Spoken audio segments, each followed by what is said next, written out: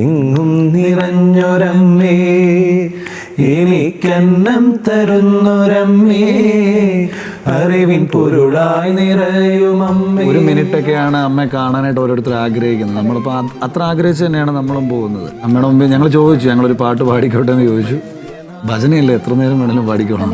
എന്നും നിൻ ദിവ്യനാമങ്ങൾ പാടാൻ, ഉള്ളിൽ നിൻ മഞ്ജുരൂപം തെളിയാൻ. നിങ്ങൾ ഈ പുതിയ തലമുറയെ കയ്യിലെടുത്തു എന്ന് പറയുന്നതിന് പിന്നിലുള്ളതും ഈ സിനിമാ ഗാനങ്ങളും കൂടിയാണ് അല്ലേ?